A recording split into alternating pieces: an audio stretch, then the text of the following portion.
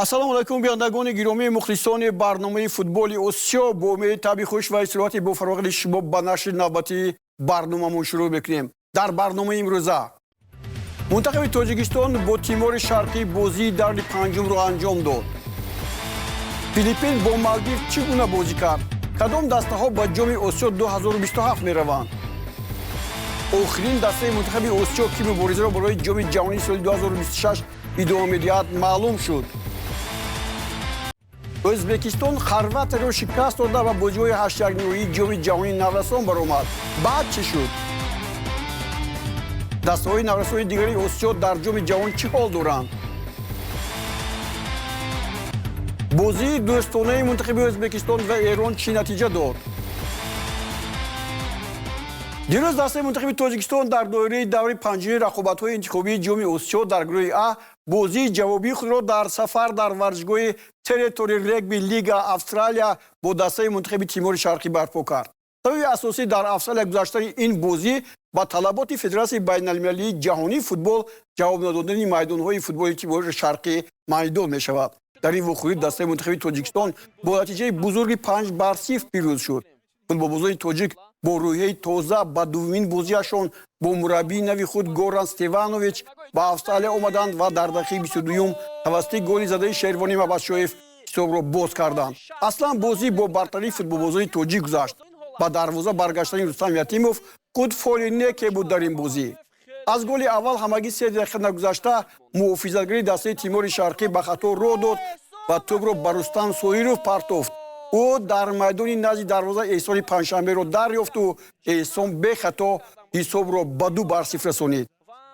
маълум буд ки бозигарони мо бо ҳисоби калон ғалаба карданро дар назди худ мақсад гузоштанд ва дар поёни нимаи аввал бори дуввум Шервонӣ Мабадшоев тӯби сеюмро ворidi тӯри дарвозаи мунтахаби Тимори Шарқӣ кард.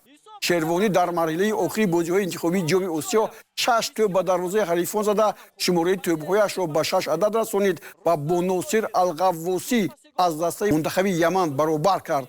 дар ин нишондод ҳамлагари дастаи мунтахаби Филиппин Бьёрн Мартин Кристенсен бо 8 гол пешсаф аст. ба ҳамин минвол бозӣ кардани мунтахаб дар ин вохӯрӣ метавонист ҳисобро ба 10-0 расонад, аммо иштибоҳҳо зиёд буданду илоҷ мехоҳанд. дар нимаи дуввум Муҳаммадҷон Раҳимов, Шериддин Бобоев, Шаҳром Самиев, Алиҷон Кароматуллозода ва Аҳтам Назаров ба бозии мунтахаб ҳамроҳ шуданд ва аввалин партоби Аҳтам Назаров ба Муҳаммадҷон Раҳимов имкон фароҳам овард ки голи чорумро ба самар расонад. Шериддин Бобоев ҳам баъди соли 2021 ба задани голи навбатии худ дар ҳайати дастаи мунтахаб фурсат ёфт ва ҳисобро 5-0 намуд. ҳамакун дастаи мунтахаби Тоҷикистон баъди ин ғалаба бо натиҷаи 5-0 ба танаффус меравад ва бозии охирину асосии худро бо дастаи мунтахаби Филиппин 31 март дар Тоҷикистон барпо менамояд. миннатдории худро ба Федератсияи футбол мерасонем ки ба мо шароит мусоид овард ва як ҳафта пеш моро бар ин ҷо равон кардан ва барои мо хеле осон шуд. адаптатсия чӣ хеле мегӯянд, иқлимро ба худ гирем барои мо осон шуд. хуб мақсад ман ба шумо гуфтанӣ ҳастам ки ин дастоварди ман мураббии нав нест. ин бозии тимӣ буд ки хеле моҳирона бозӣ карданд ҳам дар хатти ҳуҷум ва ҳам дар дифоъ. аз он ки чизе дар ин даста ман тағйир дода бошам ҳастанд, вале ман дар ин гурӯҳ пеш аз ҳама дастаи Филиппинро мебинам ки аз ҳама пурзӯртарин аст ва эҳтиром мегузорам ва бозии мо махсусан бо дастаи Филиппин ҳалкунанда хоҳад буд.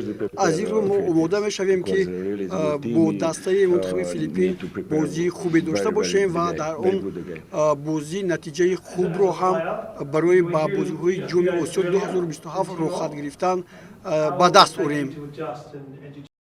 дарди пой, миён, мушак ва ревматизм шуморо нороҳат мекунад.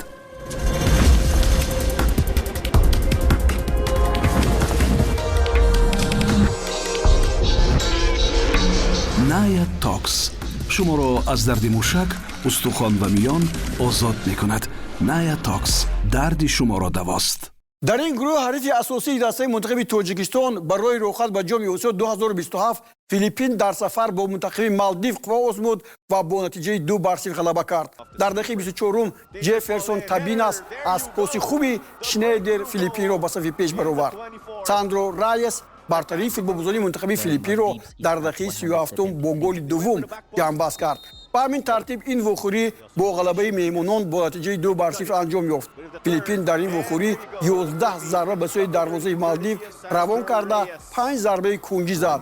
Дар ин гурӯҳ ғалабаи Тоҷикистон бар Тимори Шарқӣ бо ҳисоби 5-0 имкон дод ки аз натиҷаи таносуби тӯбҳо Тоҷикистон ба ҷои аввал барояд.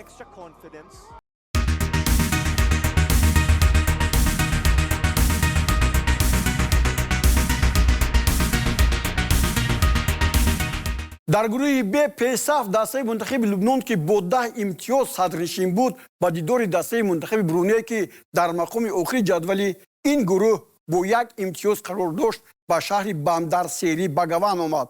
лубнониҳо дар ин вохӯрӣ 3-0 ғалаба карда шумораи холҳояшонро ба 13 адад расониданд. Яман ҳам дар ин гурӯҳ бо натиҷаи 7-1 Бутанро мубталои шикаст кард ва 11 имтиёз дорад. бозии охирини ин гурӯҳ дастаи беҳтарин Лубнон ва ё Яманро соли оянда ба бозиҳои ниҳоии ҷоми Осиё 2027 рохат хоҳад дод.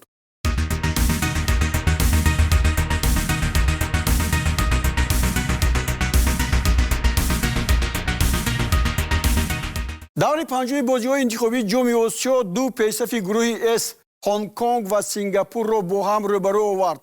натиҷаи ин вохӯрӣ метавонист тақдири рохатро ба бозиҳои ҷоми Осиё ҳаллу фасл кунад.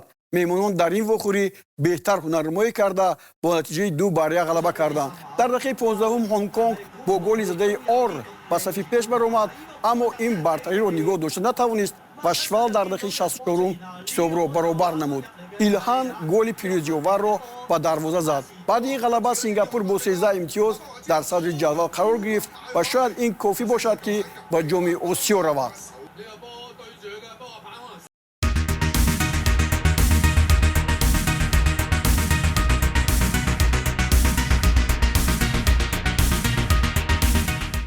дар гурӯҳи Д ғолиб дар даври охири бозиҳо миёни дастаҳои мунтахаби Туркманистон ва Таиланд муайян мешавад.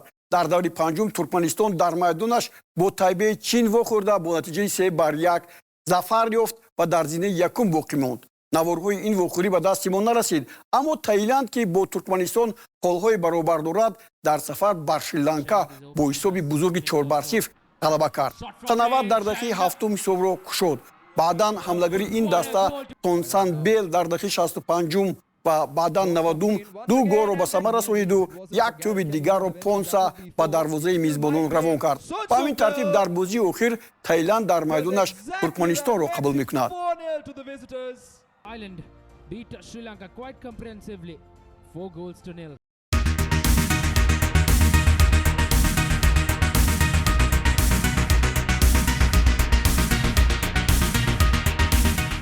яке аз дастаҳои мунтахаби пурқуввати Осиё дастаи мунтахаби Сурия баъди даври чорум ба як маъно бо касби 12 имтиёз аз гурӯҳи И ба бозиҳои ниҳоии ҷоми Осиё 2027 рохат гирифта буд. ин даста дар даври охир бо дастаи мунтахаби Покистон дар сафар қувват зуда бо натиҷаи 5-0 ғалаба ба даст овард ва аз ин гурӯҳ масъалаи комилан ғолибро ҳаллу фасл намуд. дар даври панҷум вохӯрӣ байни дастаҳои мунтахаби Афғонистон ва Мянмар гузаронида нашуд ва ба соли оянда таҳвил ёфт.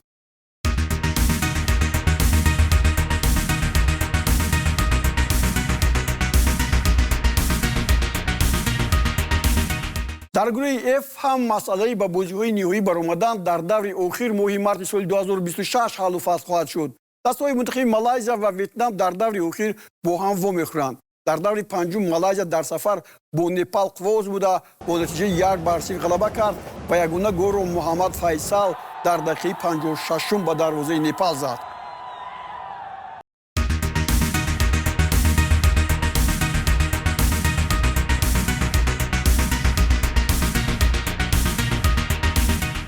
акнун дӯстони гиромӣ ба бозиҳои ҷоми ҷаҳони наврасон дар Қатар ки ба даври 4-1 расид таваҷҷӯҳ мекунем. ба 4 дастаи мунтахаби наврасони Осиё муваффақ гардид ки ба бозиҳои 8-1 рохат гиранд. пеш аз ҳама футболбозони навраси ҳамсояи кишвари мо Ӯзбекистон дар рақобатҳои 8-1 дастаи мунтахаби наврасони Хорватияро аз мусобиқа дар канор намуд. дар рафти бозӣ дар дақиқаи 24 Садриддин Ҳасанов бо зарбаи ниҳоят олӣ ҳисобро боз кард. дар дақиқаи 81 Кино Хусанович ҳисобро баробар намуд. برای غالب را معین کردن ضربه‌های پنالتی بعدی بازی کار دادند و منتخب ازبکستان با نتیجه 4-3 پیروزی به دست آورد. در این غلبه سهم دروازه‌بان عوض شده برای ضربه‌های پنالتی را برگرداندن نعمت الله رستمجانوف ارزنده بود و او ضربه پنالتی را بعد ضربه راول کومار برگردانید.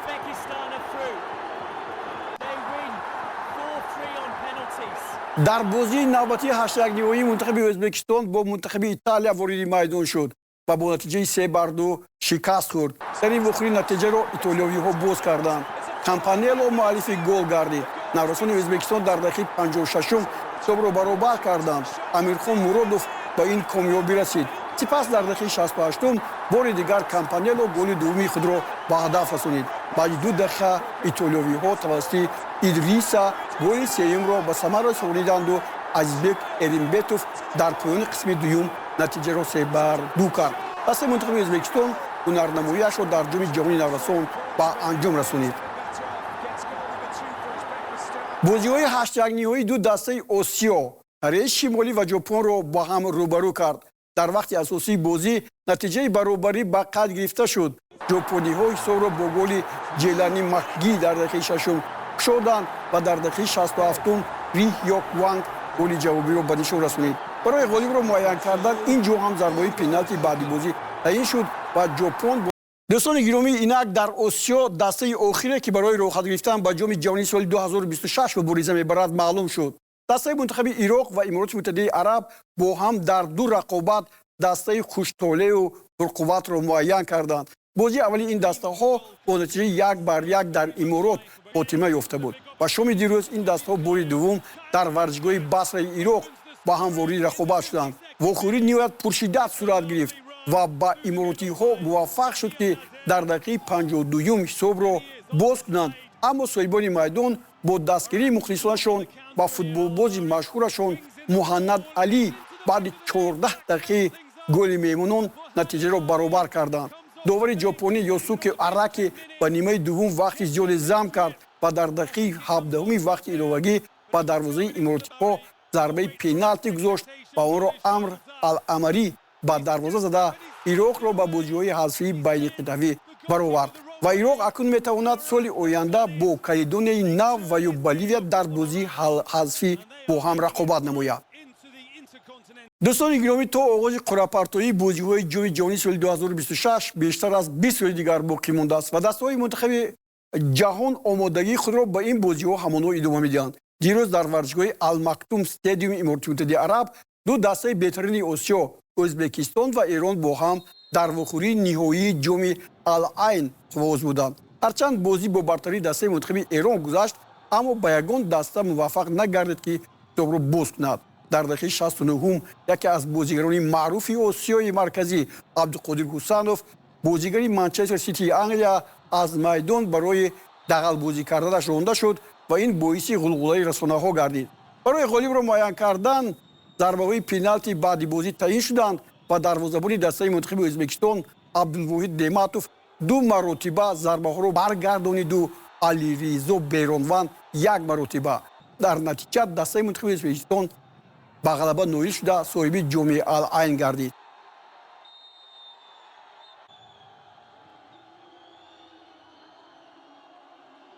دوستان گرامی، با همین خبر برنامه امروزی فوتبال آسیا را به پایان می‌رسانیم. هر هفته در همین وقت و ساعت برنامه ما را از شبکه ورزش تماشا کنید. برای باز هم جالب شدن برنامه فکر و پیشنهاد خود را به عنوان ما ارسال دارید، زیرا آن میتواند برای باز هم بهتر شدن برنامه کمک رساند. تا بازدید تا هفته آینده.